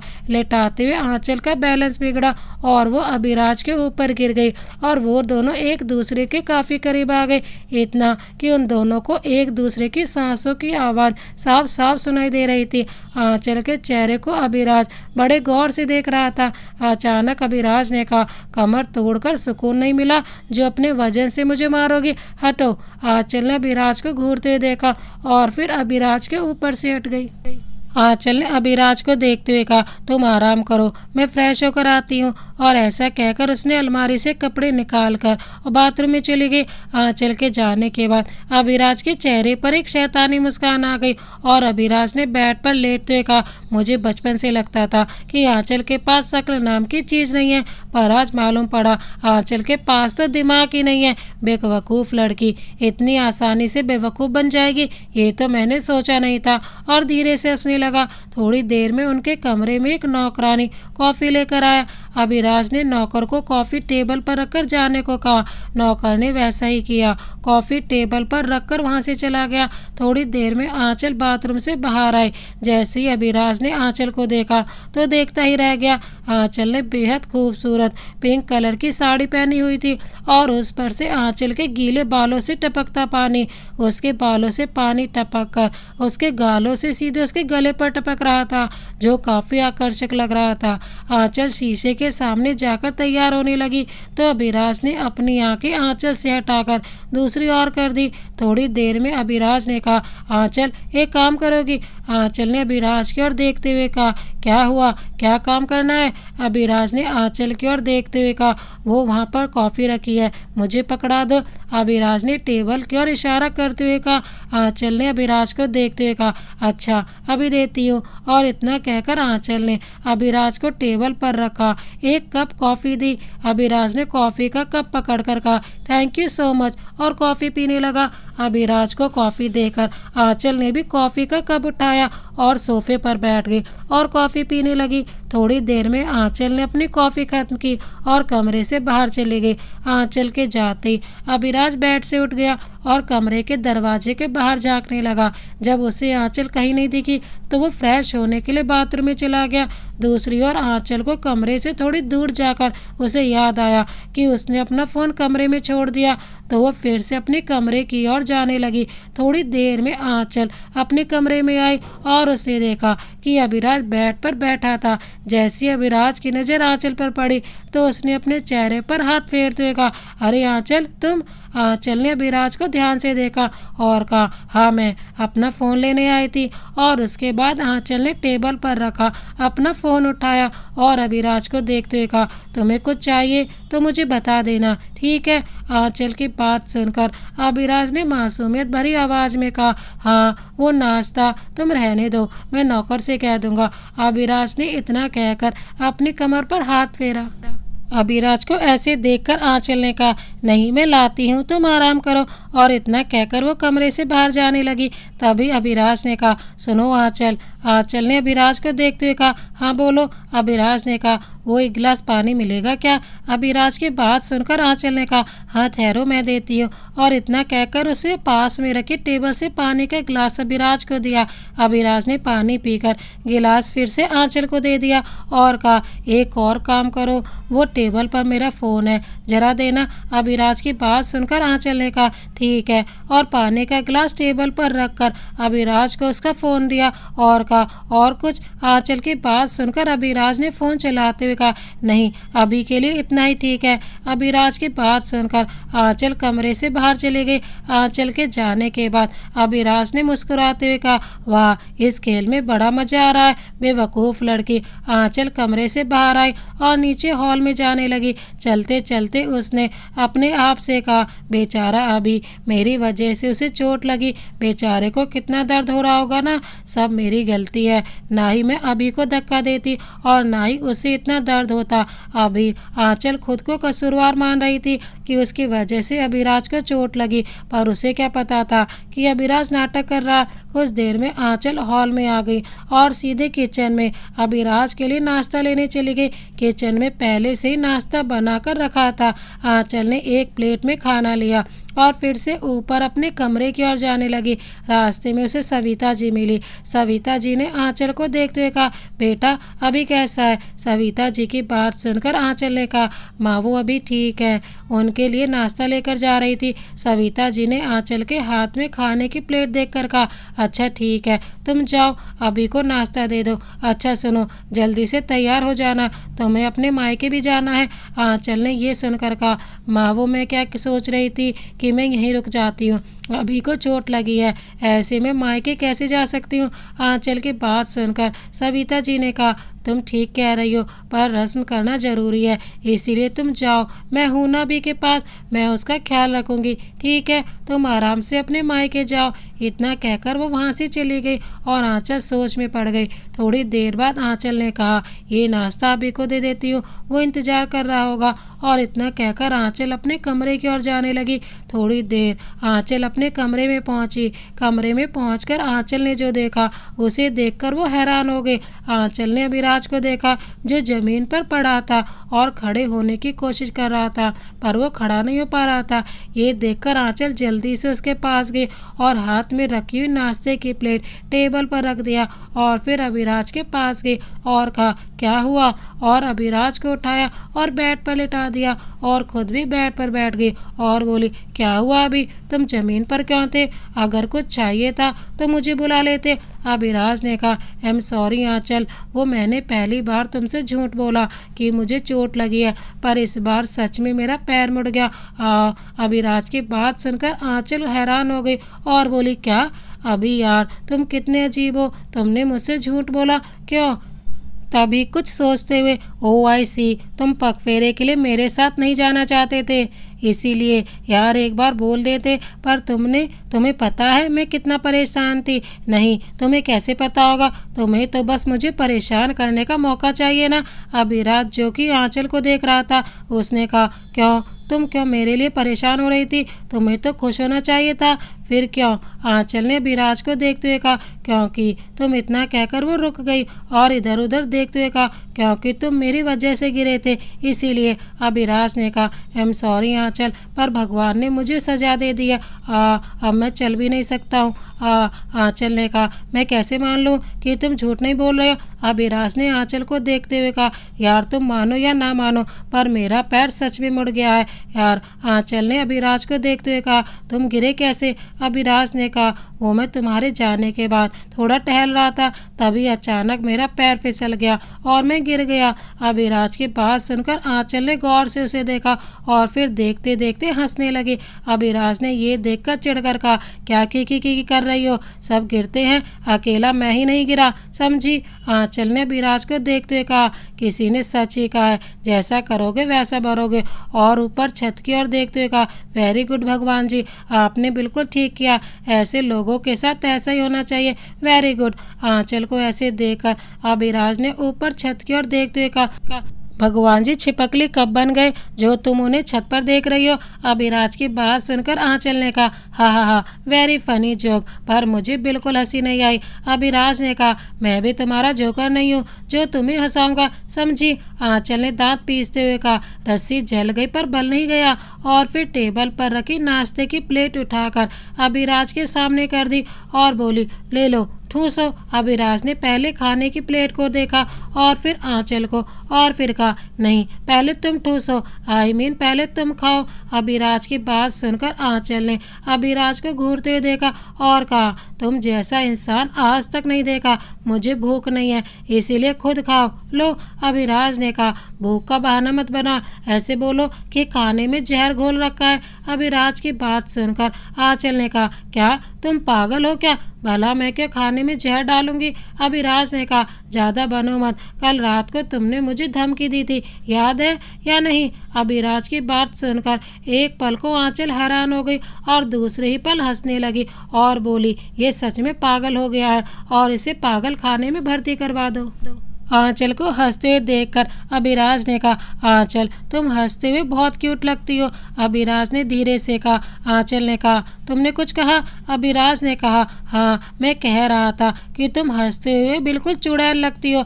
अभिराज की बात सुनकर आंचल ने कहा, हाँ अब तुम चुपचाप खाना खाओ। अभिराज ने कहा, नहीं पहले तुम खाओ। अभिराज की बात सुनकर आंचल को उस पर गुस्सा भी बहुत आ रहा था, पर वो कर भी क्या सकती थी। हार कर आंचल ने खाना खाया और फिर अभिराज ने नाश्ता किया। दूसरी तरफ अशोक जी के घर पे सुमित्रा जी सोफे पर बैठकर अशोक जी से कह रही थी कि सुनो, आज आंचल आ रही है अपने पगफेरे के लिए, तो क्या करना है मुझे कुछ समझ नहीं आ रहा है। अशोक जी जो पास ही बैठे थे उन्होंने कहा, भगवान से दुआ करो कि आंचल यहाँ ना आए, और आए भी उसे कुछ पता न चले। इस वक्त दोनों के चेहरे पर परेशानी के भाव थे, और ये परेशानी किस लिए थी वो तो आपको आगे पता चली जाएगा। इतना कहकर अशोक जी वहाँ से चले गए। दूसरी ओर अभिराज के नाश्ता करने के बाद आंचल भी प्लेट लेकर कमरे से बाहर चली गई और नीचे हॉल में आ गई। हॉल में सोफे पर सविता जी बैठी हुई थी। आंचल उनके पास गई और कहा, माँ। सविता जी ने आंचल की ओर देखते हुए कहा, अरे आंचल तुम अभी ने नाश्ता कर लिया? आंचल ने कहा, हाँ उन्होंने नाश्ता कर लिया और वो अब आराम कर रहे हैं। आंचल की बात सुनकर सविता जी ने मुस्कुराते हुए कहा, बेटा तुम भी जल्दी से तैयार हो जाओ और फिर तुम भी अपने मायके चली जाना, ठीक है? सविता जी की बात सुनकर आंचल ने कुछ सोचते हुए कहा, माँ मैं यहीं रुक जाऊँ? वो क्या है, अभी को मेरी ज़रूरत है। आंचल की बात सुनकर सविता जी ने आंचल को देखते हुए कहा, पति को छोड़कर जाने का मन नहीं कर रहा है ना? सविता जी की बात सुनकर आंचल ने हड़बड़ाते हुए कहा, नहीं नहीं माँ ऐसा कुछ नहीं है। सविता जी ने मुस्कुराते हुए कहा, बेटा तुम्हें जाना चाहिए, ये रस्में करनी जरूरी हैं, और जहाँ तक रही बात अभी की उसका ख्याल मैं रख लूँगी, ठीक है? तुम जाओ तैयार हो जाओ। तभी वहाँ पर नरेंद्र जी आ गए और बोले, अभी को क्या हुआ है? नरेंद्र जी की आवाज़ सुनकर आंचल और सविता जी ने उनकी ओर देखा और फिर सविता जी ने कहा, वो अभी को चोट लग गई है, वो अपने कमरे में गिर गया था और अब वो बेड पर लेटा है और वो अब आंचल के साथ नहीं जा सकता। नरेंद्र जी ने कुछ सोचते हुए कहा, उस लड़के को चलना भी नहीं आता। आंचल तुम आज अपने मायके मत जाओ, तुम अभी के साथ ही रहो, मैं अशोक जी को समझा दूंगा। आंचल ये सुनकर मन ही मन बहुत खुश हुई, क्योंकि उसे भी अभिराज के पास रहना था। उसने कहा, जी जैसा आप कहें, और इतना कहकर वो किचन में चली गई। नरेंद्र जी आकर सोफे पर बैठ गए। तभी सविता जी ने कहा, क्यों जी आपने आंचल को उसके मायके जाने से क्यों रोका? नरेंद्र जी ने कहा, सविता तुम भी ना समझती नहीं हो, उन दोनों की नई नई शादी हुई है, उन दोनों को एक दूसरे के साथ टाइम स्पेंड करना चाहिए, और तुम आंचल को उसके मायके भेज रही हो। सविता जी ने कहा, बात तो सही है, पर आपने कल रात को अभी को पगफेरे के लिए जाने के लिए कहा क्यों था? नरेंद्र जी ने कहा, अरे मैंने इसी वजह से तो अभी को पगफेरे के लिए जाने को कहा था कि वो दोनों साथ रहे।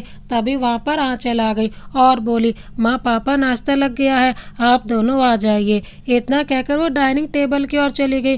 कुछ देर बाद सविता जी और नरेंद्र जी भी डाइनिंग टेबल पर आ गए और नाश्ता करने लगे। कुछ समय बाद नाश्ता करके नरेंद्र जी ऑफिस चले गए और सविता जी अपने काम में लग गई और आंचल अपने कमरे में चली गई। आंचल जब कमरे में आई तो उसने देखा कि अभिराज बेड पर सो रहा था। आंचल चुपचाप से आकर सोफे पर बैठ गई और अपने लैपटॉप पर काम करने लगी। कुछ समय बाद अभिराज की नींद खुल गई। उसने अपने आंखें मलते हुए इधर उधर देखा तो उसे आंचल कहीं नहीं दिखी। तो उसने कहा, लगता है आंचल अपने मायके चली गई है। वो क्या कहते हैं, पग पग पग फेरे के लिए। अभिराज ने उबासी लेते हुए कहा, फिर कुछ सोचते हुए कहा, भला ऐसा भी कोई करता है? पति को चोट लगी है और पत्नी चली गई अपने मायके। अच्छा हुआ कि चली गई। कौन चली गई? कमरे के दरवाजे से आवाज आई। अभिराज ने दरवाजे की ओर देखते हुए कहा, तू यहाँ क्या कर रहा है? दरवाजे पर सुमित खड़ा था। सुमित अभिराज के पास आया और कहा, क्या हुआ तुझे? अभिराज ने कहा, गिर गया था। सुमित ने कहा, क्या? कहाँ से? अभिराज ने सुमित को देखते हुए कहा, कहाँ से? यहीं कमरे में। अभिराज की बात सुनकर सुमित हंसने लगा और हंसते सोफे पर बैठ गया। सुमित को ऐसे देखकर अभिराज ने कहा, चुप कर तू, वरना ठीक नहीं होगा। सुमित ने हंसना बंद किया और कहा, छोटा बच्चा है क्या जो तू गिर पड़ा या फिर भाभी ने धक्का दिया? सुमित की बात सुनकर अभिराज ने कहा, बस बहुत हुआ तेरा, चुप हो जा तू। सुमित ने कहा, अच्छा जी चुप हो जाता हूँ, और बता क्या हो रहा है? अभिराज ने कहा, मजाक उड़ा रहा है मेरा तू? सुमित ने कहा, अरे अभी तू भी ना कमाल करता है, भला मैं कैसे तेरा मजाक उड़ा सकता हूँ? वो काम तो आंचल का है। आंचल का नाम सुनते ही अभिराज ने कहा, उसका नाम मत ले, उसकी वजह से मेरी ये हालत है। मैं यहाँ बेड पर लेटा हूँ और वो वहाँ अपने मायके में मजे कर रही है। सुमित ने कुछ सोचते हुए कहा, जाने देना यार, वैसे भी वो 1 महीने बाद तो यहाँ से हमेशा के लिए चली जाएगी। सुमित की बात सुनकर अभिराज ने उसे घूरते हुए कहा, बार बार याद दिलाना जरूरी है कि आंचल यहाँ सिर्फ 1 महीने के लिए है। हाँ, तुझे अगर याद रहेगा तो तेरे लिए अच्छा होगा। सुमित ने अभिराज को देखते हुए कहा। अभिराज कुछ नहीं बोला। अभिराज की हालत देखकर सुमित ने कहा, अच्छा सुन, आंटी कह रही थी कि आंचल अपने मायके 1 महीने तक रहेगी। कितना अच्छा है ना, जो तू चाहता था वही हुआ। जैसे ही अभिराज ने ये सुना तो उसने कहा, क्या बकवास कर रहा है? सुमित ने अभिराज को देखते हुए कहा, क्या हुआ तुझे, ऐसे क्यों बिहेव कर रहा है? अभिराज ने कहा, आंचल ने मुझे इस बारे में कुछ नहीं बताया और ना ही मॉम ने, जाने क्यों, पर यह सुनकर अभिराज को बहुत बुरा लगा। ये सब सुनकर अभिराज का चेहरा उतर गया।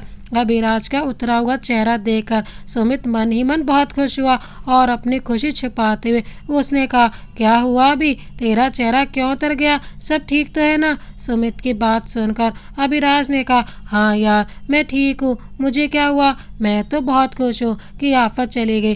तभी उन दोनों के कानों में आंचल की आवाज़ पड़ी, इतनी जल्दी भी क्या है, अभी थोड़ा और इस आफत के साथ रह लो। सुमित और अभिराज ने कमरे के दरवाजे की ओर देखा तो उन्होंने देखा कि आंचल कॉफ़ी लेकर आ रही है। आंचल को देखते ही अभिराज के चेहरे पर एक मुस्कान आ गई और उसने कहा, तुम यहाँ? आंचल उन दोनों के पास गई और सुमित को कॉफ़ी का कप पकड़ा कर बोली, क्या तुम्हारी सारी खुशियों पर पानी फिर गया होगा मुझे यहाँ देखकर? क्यों अभी? अभिराज ने आंचल को देखकर कहा, तुम गई नहीं अपने घर? आंचल ने अभिराज को कॉफ़ी देकर कहा, नहीं गई, वो पापा ने मना कर दिया। पापा? कौन? अभिराज ने आंचल को देखते हुए कहा। आंचल ने सोफे पर बैठते हुए कहा, तुम्हारे डैड ने। अभिराज ने आंचल को देखते हुए कहा, ओह अच्छा, वैसे उन्होंने मेरे बारे में क्या कहा तुमसे? आंचल ने कुछ सोचते हुए कहा, उन्होंने कहा कि उस गधे को चलना तक नहीं आता, जब देखो गिरता पड़ता रहता है। आंचल की बात सुनकर सुमित को हंसी आ गई और वो हंसने लगा। अभिराज ने गुस्से से कहा, चुप रहो, जब देखो हंसते रहते हो, थकते नहीं हो इतना हंसकर? अभिराज को देखते हुए आंचल ने कहा, अभी ऐसा कुछ नहीं कहा, मैं तो बस मजाक कर रही थी।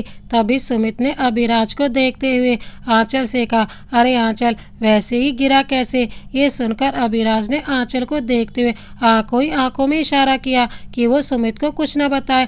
आंचल ने अभिराज की बात समझ ली और बोली, अभी का पैर फिसल गया और वो गिर गया। सुमित ने अभिराज को देखते हुए कहा, सच में यही हुआ है? अभिराज ने कहा, हाँ मेरे बाप यही हुआ, समझा तू भी ना बाल की खाल निकालने में तुला है। ऐसी उन तीनों में कुछ देर बातें हुई और कुछ समय बाद सुमित वहां से चला गया। सुमित के जाने के बाद आंचल भी कमरे से बाहर चली गई और लंच की तैयारी करने के लिए किचन में चली गई। किचन में सविता जी पहले से ही मौजूद थी। उन्होंने आंचल को देखते हुए कहा, अरे बेटा, तुम यहाँ क्या कर रही हो? तुम अभी के पास रहो, उसे तुम्हारी जरूरत होगी। आंचल ने सविता जी के पास जाकर कहा, माँ वो अभी तो आराम कर रहे हैं, मैं यहाँ आपकी मदद करने आई थी। आंचल ने पास में रखी कढ़ाई गैस पर रखकर कहा। सविता जी ने कहा, बेटा तुम जाओ अभी के पास, मैं कर लूँगी, और घर में नौकर भी तो है, तुम जाओ अभी के पास। आंचल ने कहा, माँ मैं लंच बनाकर अभी के पास जाती हूँ, वैसे भी अभी तो आराम से अपने फ़ोन में घुसा हुआ है, मैं वहाँ जाकर क्या करूँगी? सविता जी ने आंचल से कहा, अच्छा ठीक है, बना ले खाना, मैं अभी आती हूँ। इतना कहकर वो किचन से चली गई। कुछ समय बाद आंचल ने खाना बना दिया और डाइनिंग टेबल पर रख दिया और अभिराज के लिए खाना लेकर अपने कमरे में चली गई। अभी दोपहर के 2 बज चुके थे। आंचल अपने कमरे में पहुंचकर अभिराज के पास गई। अभिराज बेड पर लेटा हुआ था और अपने फ़ोन में घुसा हुआ था। आंचल ने खाने की प्लेट टेबल पर रखकर अभिराज के हाथ से फ़ोन छीन लिया और कहा, अभी खाना खा लो। और इतना कहकर आंचल ने फ़ोन टेबल पर रख दिया और टेबल से खाने की प्लेट उठाकर अभिराज के सामने सामने रख दी। अभिराज बेड पर बैठ गया और खाने की प्लेट लेने के लिए अपना हाथ बढ़ाया तो आंचल ने कुछ सोचा और फिर उसी प्लेट से खाना लिया और खा लिया। जब अभिराज ने ये देखा तो उसने कहा, आंचल ये क्या कर रही हो? आंचल ने अभिराज को प्लेट थमा कर कहा, मैं क्या कर रही थी वो तुम्हें अच्छी तरह पता है। अभी ये सुनकर अभिराज ने कहा, अरे यार तुम भी ना, मैं तो बस ऐसे ही कह रहा था। तुम्हें तो पता है कि बचपन से मेरा फेवरेट काम तुम्हें तंग करने का रहा है, बस इसीलिए तुम्हें परेशान करने के लिए ये सब कहा था। भला तुम किसी की जान क्या लोगी?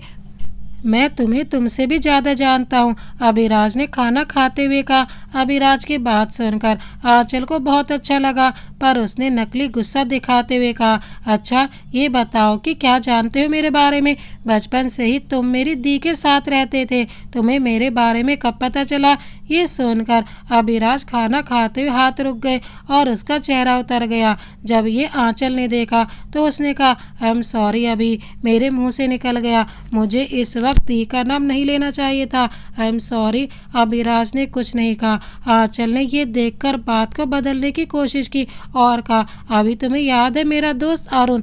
जैसे ही अभिराज ने ये नाम सुना वो खांसने लगा। आंचल ने ये देखकर अभिराज के हाथ से प्लेट ली और उसे टेबल पर रख दिया और फिर अभिराज को पानी का गिलास पकड़ा दिया और उसके सिर को सहलाते हुए कहा, क्या हुआ? अभिराज ने पानी का गिलास अपने मुंह से लगा लिया और कुछ देर बाद कहा, हाँ मैं बिल्कुल ठीक हूँ। जब आंचल अभिराज के सिर को सहला रही थी तब अभिराज के दिल में एक अलग सा एहसास उभर आया जिसे वो समझ नहीं पाया। आंचल ने जब ये देखा कि अभिराज की खांसी रुक गई है, वो सोफे पर आकर बैठ गई और बोली, क्या हुआ? तुम्हें अचानक से खांसी कैसे शुरू हो गई? एक पार्क में एक छोटी बच्ची खेल रही थी, तभी एक छोटा सा बच्चा उसके पास आया और उसकी बच्ची की चोटी पकड़कर बोला, ए घोड़ी की पूंछ, घोड़े की पूंछ। वो छोटी बच्ची रोने लगी। तभी वहाँ पर एक और बच्चा आया और उस बच्चे के हाथ से छोटी सी लड़की की चोटी निकालकर जोर से उस लड़के को डांटते हुए कहा, अभी तुम ये क्या कर रहे थे? आंचल को दर्द हो रहा है। और फिर वो लड़का आंचल के आंसू पोंछने लगा। आंसू पोंछने के बाद वो लड़का आंचल का हाथ पकड़कर वहाँ से चला गया। जाते जाते आंचल अभिराज की ओर मुड़ी और अपनी जीभ बाहर निकालकर अभिराज को चिढ़ाने लगी तो अभिराज गुस्से से वहाँ से चला गया। तभी आंचल ने अभिराज को हिलाकर कहा, क्या हुआ अभी, तुम कहाँ खो गए थे? आंचल के हिलाने से अभिराज अपने बचपन के ख्यालों से बाहर आया और आंचल को देखते हुए कहा, हाँ हाँ क्या हुआ? अभिराज की बातें सुनकर आंचल ने कहा, गधेरा, यही तो मैं पूछ रही हूँ कि क्या हुआ? आंचल की बात सुनकर अभिराज ने अपने चेहरे पर हाथ फेरते हुए कहा, कुछ नहीं, मुझे क्या हुआ? ओह हाँ, मैं सोच रहा था कि 1 महीने बाद क्या होगा। ये सुनकर आंचल ने कहा, जो भी होगा देखा जाएगा, अभी तुम आराम करो, ठीक है? फिर कुछ सोचते हुए आंचल ने अभिराज को देखते हुए कहा, एक बात बोलूं? अभिराज ने कहा, हाँ बोलो। आंचल ने अभिराज को देखते हुए कहा, वैसे मुझे अपनी लड़ाई बहुत याद आएगी यार, आधा महीना हमने लड़ाई करने में बिता दिया ना। ये सुनकर अभिराज ने हंसते हुए कहा, बात बिल्कुल सही है तुम्हारी, बचपन से हम सिर्फ लड़ ही तो रहे हैं, कभी खिलौने के लिए, कभी मिठाई के लिए, और आज हम लड़ रहे हैं बेड और सोफे के लिए। आंचल ने मुस्कुराते हुए कहा। ये सुनकर अभिराज हंसने लगा और उसने कहा, मुझे याद आया। अभिराज की बात सुनकर आंचल ने कहा, क्या? अचानक से अभिराज ने आंचल को देखते हुए कहा, घोड़े की पूंछ। ये सुनकर आंचल का मुंह बन गया और उसने कहा, just shut up, okay. Abhiraj हंसने लगा और बार बार बोलने लगा, घोड़े की पूंछ। ये सुनकर आंचल चिढ़कर कमरे से बाहर चली गई। आंचल को जाते हुए देखा तो अभिराज ने मुस्कुराते हुए कहा, नक चढ़ी, और फिर सोचते हुए कहा, ये मुझे क्या हो रहा है? आंचल के पास होने से मुझे इतना फर्क क्यों पड़ता है? और आज अरुण का नाम मुझे क्या हो गया था? वो तो बचपन से ही आंचल का दोस्त था, और क्या पता अभी भी दोस्त है या फिर कुछ और फिर अपने सिर को झटकते हुए, नहीं नहीं, ये सब मैं क्या सोच रहा हूँ? अभी तू कहीं पागल नहीं हो रहा? अभी तो सच में पागल हो गया है। दूसरी ओर आंचल कमरे से बाहर आती मुस्कुराने लगी और खुद से बोली, ये अभी अभी बचपन गया नहीं। फिर कुछ देर चुप रहकर आंचल ने अपने गाल पर हल्के से चपत लगा कर कहा, आंचल ने कहा, आंचल तुझे क्या हो गया? ऐसे क्यों मुस्कुरा रही है? कोई देखेगा तो कहेगा कि आंचल पागल हो गई है। और इतना कहकर आंचल नीचे हॉल में जाने लगी। नीचे हॉल में पहुंचकर उसे नरेंद्र जी मिले, जो उन्होंने कहा, आंचल, अगर तुम्हें कोई परेशानी ना हो तो तुम और अभी परसों दिल्ली चले जाओगे। आंचल ने कुछ सोचते हुए कहा, पापा मैं तो चली जाऊंगी, पर अभी। इतना कहकर वो रुक गई। नरेंद्र जी ने कहा, हाँ ये बात तो है, वैसे अभी वो कैसा है? आंचल ने कहा, अभी ठीक है। नरेंद्र जी ने कहा, मैं अभी से बात करता हूँ। ठीक है ठीक है पापा, अगर उन्हें कोई परेशानी नहीं है तो मुझे भी नहीं है, आंचल ने कहा। नरेंद्र जी ने कहा, हाँ मैं जाता हूँ, और इतना कहकर वो ऊपर जाने लगे। दूसरी ओर अभिराज बेड पर लेटकर आंचल के बारे में ही सोच रहा था। तभी उसके कमरे में नरेंद्र जी आए। उन्हें देखकर अभिराज ने खड़े होने की कोशिश की, पर वो नहीं उठ पाया। ये देखकर नरेंद्र जी अभिराज के पास आए और बेड पर बैठ गए और बोले, रहने दो, लेटे रहो, मैं बस तुमसे बात करने आया था। ये सुनकर अभिराज ने कहा, हाँ डैड बोलिए ना, क्या बात है? नरेंद्र जी ने कहा, पहले ये बताओ तुम अभी कैसे हो? अभिराज ने कहा, डैड मैं अभी बेटर फील कर रहा हूँ और कल तक मैं एकदम ठीक हो जाऊंगा, आप चिंता मत करिए। नरेंद्र जी ने कहा, वेरी गुड। अब सुनो, परसों मेरे एक दोस्त के बेटे की शादी है और मैं वहाँ नहीं जा सकता क्योंकि मुझे बहुत काम है। तो मैं सोच रहा था कि तुम और आंचल वहाँ चले जाओ, ठीक है? परसों दिल्ली के लिए निकल जाओ, ओके? नरेंद्र जी की बात सुनकर अभिराज की हिम्मत मना करने के लिए नहीं हुई, तो उसने आंचल का बहाना बना कर कहा, डैड वो आंचल। इसमें नरेंद्र जी ने कहा, आंचल मान गई है, उसने कहा कि मैं तुमसे पूछ लूँ तो जाओगे? ये सुनकर अभिराज ने कहा, जैसा आप कहें। ये सुनकर नरेंद्र जी बहुत खुश हुए और वहाँ से चले गए। नरेंद्र जी के जाने के बाद अभिराज ने चिढ़ते हुए कहा, आंचल को बहाना चाहिए दिल्ली जाने का, क्यों ना जाए दिल्ली, वहाँ वो है ना। अरे यार हम दोनों की शादी हो गई है, पर माना कि 1 महीने के लिए, पर फिर भी कुछ फर्ज बनते हैं ना। फिर कुछ सोचते हुए अभिराज ने कहा, फर्ज तो मेरे भी बनते हैं यार। आंचल ने तो एक पत्नी होने के सारे फर्ज निभाए जब मुझे बुखार आए थे, और आज जब मुझे चोट लगी है आंचल ने एक पत्नी का फर्ज निभाया है, और मैं अभी तू ही बार बार उससे लड़ता है। वैसे देखा जाए तो आंचल इतनी भी बुरी नहीं है। अभी साले कल तक तू उसे चुड़ैल कहता है और आज वो तुझे अच्छी लगने लगी। फिर अपने गाल पर हल्के से चपत लगाकर अभिराज ने कहा, अभिराज तू कहीं सच में पागल नहीं हो गया है? कुछ दिनों बाद एक सुबह 9 बजे अभिराज अपने बेड पर बैठा था और उसके चेहरे पर गंभीर भाव बने हुए थे। अभिराज और आंचल दिल्ली से वापस मुंबई आ गए थे। दिल्ली के मैरिज हॉल में शादी का माहौल था, चारों ओर मेहमान थे, चारों तरफ चहल पहल थी। उसी चहल पहल में आंचल अकेली एक कोने में खड़ी थी। उसके कुछ दूरी पर अभिराज कुछ लोगों से बातें कर रहा था। तभी आंचल के पास व्हाइट सूट में एक गुड लुकिंग शख्स आया और आंचल को देखते हुए कहा, हेलो स्वीट हार्ट, कैसे हो? उस शख्स को देखते ही आंचल के चेहरे पर मुस्कान आ गई। उसने कहा, अरुण तुम यहाँ कैसे? तभी उन दोनों पर अभिराज की नज़र पड़ गई। अरुण को देखकर अभिराज का चेहरा उतर गया। दूसरी ओर अरुण आंचल के गले लग गया। ये देखकर अभिराज तिल मिला गया और अपने मन में बोला, गले लगने की क्या जरूरत थी, दूर से बात हो सकती थी ना। दूसरी ओर आंचल के गले लगकर अरुण आंचल से दूर हुआ और उसने आंचल को ध्यान से देखा और फिर कहा, ये क्या है? ये सिंदूर और मंगलसूत्र, तुम तो अपनी बहन की शादी में गई थी ना, फिर ये सब क्या है? अरुण और आंचल अभिराज से कुछ ही दूरी पर खड़े थे, इसलिए अभिराज को अरुण की आवाज़ साफ साफ सुनाई दे रही थी। अरुण की बात सुनकर अभिराज मन ही मन बहुत खुश हुआ। आंचल कुछ बोलने को हुई, तभी वहाँ पर एक आदमी आया और अरुण से हाथ मिलाया और कहा, हेलो मिस्टर अरुण, कैसे हैं आप? और फिर आंचल को देखते हुए कहा, आपकी शादी हो गई और आपने हमें बताया नहीं। वैसे आपकी वाइफ बहुत खूबसूरत है, आप दोनों की जोड़ी भी काफ़ी अच्छी है। उस आदमी की बात तभी खत्म ही नहीं हुई थी कि तभी वहाँ पर अभिराज आ गया और आंचल के कंधे पर हाथ रखकर उसे अपने करीब कर लिया और उस आदमी को देखकर कहा, सॉरी बट ये मेरी ये मेरी पत्नी है, मिसेज आंचल अभिराज खुराना। ये सुनकर वो आदमी और अरुण हैरान रह गए और फिर उस आदमी ने कहा, आई एम सॉरी, मुझे पता नहीं था। ऐसा कहकर वो वहाँ से चला गया। आदमी के जाने के बाद आंचल ने अभिराज को देखते हुए कहा, वो चला गया है, अब दूर हटो। ऐसा कहकर आंचल अभिराज से दूर हो गई।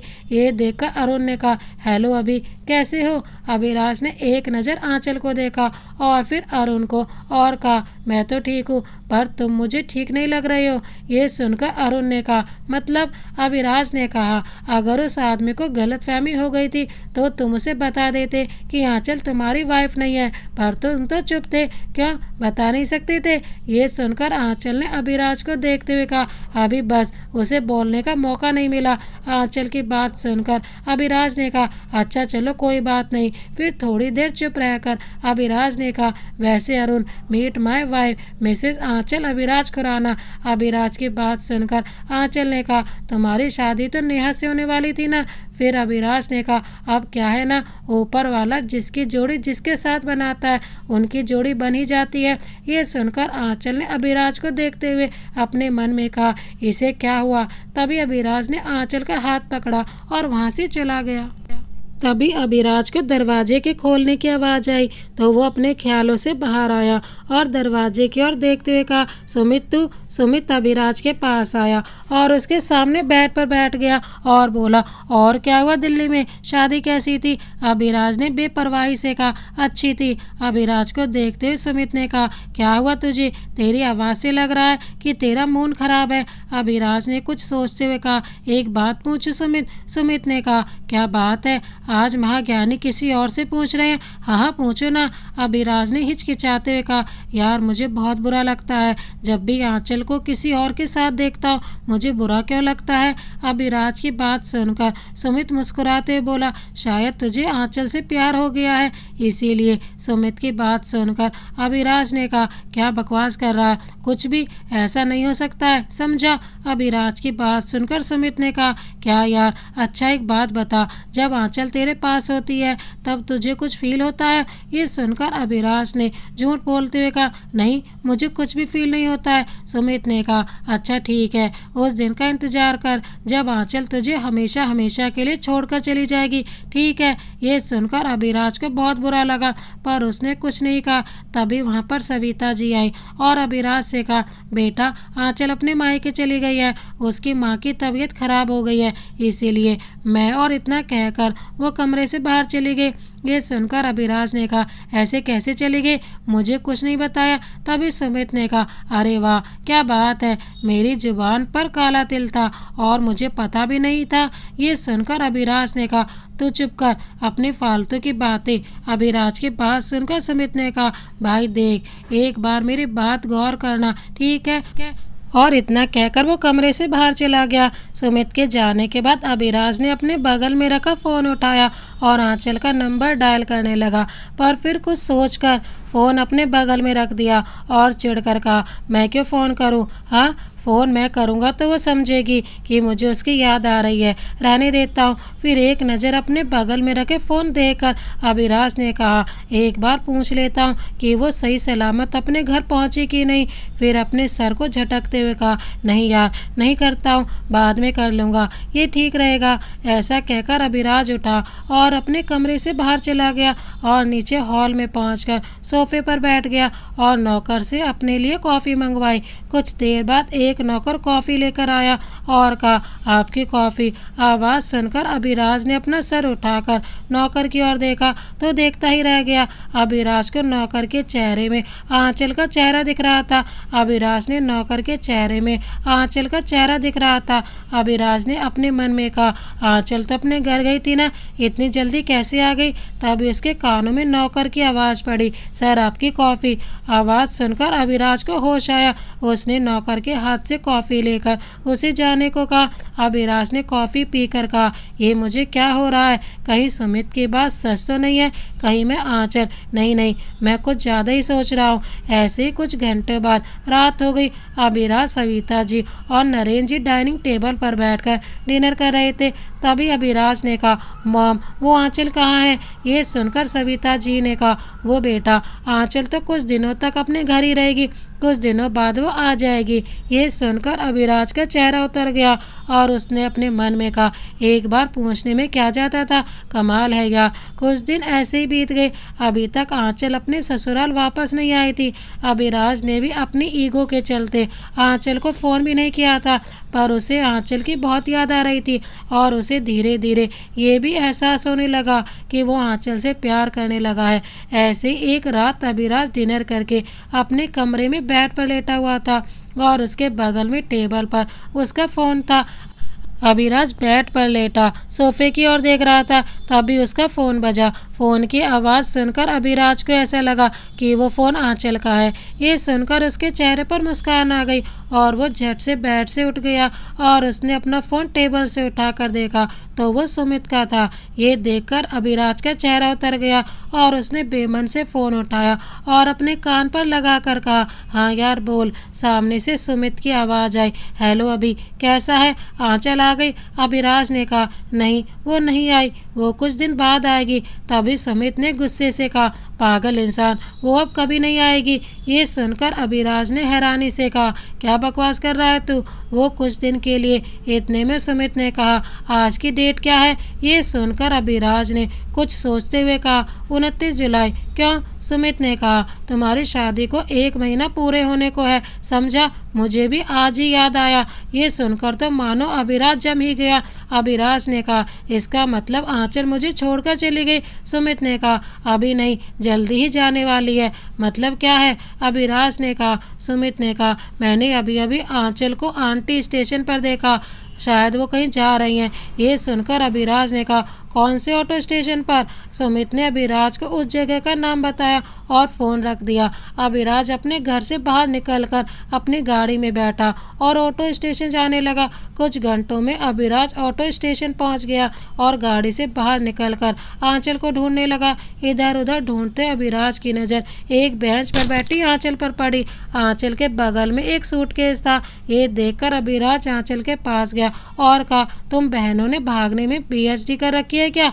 अभिराज की आवाज़ सुनकर आंचल ने इधर उधर देखा और फिर अभिराज पर आंचल की नज़र पड़ी। अभिराज को देखकर आंचल बेंच से उठी और कहा, अभी तुम यहाँ? अभिराज ने आंचल को देखते हुए कहा, क्यों नहीं होना चाहिए था? कमाल है यार, एक बहन शादी के मंडप से भागती है और दूसरी बहन शादी के बंधन से। सही कहा मैंने? अभिराज की बात सुनकर आंचल ने कहा, तुमने तो कहा था कि 1 महीने के बाद हम दोनों अपने अपने रास्ते चले जाएंगे, तो फिर? और ये फैसला हम दोनों ने अपने मन से लिया था और फिर अब से तुम्हें मुझे झेलना भी नहीं पड़ेगा। आंचल ने अपनी बात खत्म करते हुए अपना सूटकेस पकड़ा और जाने लगी। तभी अभिराज ने कहा, पर अब मेरा मन नहीं है। ये सुनकर आंचल के बढ़ते हुए कदम रुक गए और वो अभिराज की तरफ मुड़कर बोली, मतलब क्या है? ये सुनकर अभिराज आंचल के पास आया और उसके हाथ से सूटकेस लेकर बगल में रख दिया और फिर उसके बाँह पकड़कर उसे अपने करीब कर लिया और कहा, मेरा मतलब ये है कि अब मुझे आदत सी हो गई है तुम्हारी और तुम्हें झेलने की, और ये आदत मैं छोड़ना नहीं चाहता। ये सुनकर आंचल ने कहा, साफ साफ कहो, कहना क्या चाहते हो? अभिराज ने आंचल को गले लगा लिया और उसके कान में धीरे से कहा, आई लव यू। ये सुनकर आंचल जैसे जम सी गई। थोड़ी देर बाद आंचल ने कहा, तुम होश में हो अभी? क्या कह रही हो? ये सुनकर अभिराज ने कहा, अभी तो होश आया आंचल, मैं कभी नहीं समझ पाया कि मैं नेहा से नहीं बल्कि तुमसे प्यार करता था, वो भी बचपन से। हमारी लड़ाई में हमारा प्यार था और मैं कभी समझ ही नहीं पाया, पर अब नहीं आंचल, मैं समझ गया हूँ। I love you. ये सुनकर आंचल ने कहा, इतनी देर लगी तुम्हें? मैं तो उसी दिन समझ गई थी जिस दिन तुमने मेरी गलती अपने सर ले ली थी और मेरे हिस्से की डांट खुद खा ली थी। ये सुनकर अभिराज आंचल से दूर हुआ और बोला, कैसी गलती? आंचल ने कहा, जब हम लोग बच्चे थे तो मैंने गुस्से में आकर दी को धक्का दे दिया था और तुमने मुझे बचाने के लिए वो इल्जाम अपने खुद पर ले लिया था, याद है कि नहीं? ये सुनकर अभिराज सोच में पड़ गया और कुछ देर बाद बोला, अच्छा वो तो अच्छा, फिर तुम लड़ती क्यों थी? ये सुनकर आंचल ने कहा, क्योंकि मुझे बहुत मज़ा आता था तुमसे लड़ने में, इसीलिए। इतना कहकर अभिराज ने आंचल को अपने सीने से लगा कर कहा, तो क्या तुम मेरे साथ हमेशा लड़ना चाहती हो? ये सुनकर आंचल ने कहा, हाँ, मैं हमेशा ऐसे ही लड़ना चाहती हूँ। और अभी एक बात बोलूँ? ये सुनकर अभिराज ने कहा, हाँ बोलो। आंचल ने अभिराज को देखते हुए कहा, आई लव यू टू अभी। ये सुनकर अभिराज मुस्कुराते हुए कहा, आई लव यू टू आंचल। तो दोस्तों, इस कहानी को अंत तक देखने के लिए आपका बहुत बहुत धन्यवाद। इसी तरह की अन्य कहानियाँ देखने के लिए हमारे चैनल को अभी सब्सक्राइब कर बेल आइकन को प्रेस करना ना भूलें। मिलते हैं एक और नई प्यार भरी कहानी के साथ। तब तक के लिए जय हिंद, वंदे मातरम।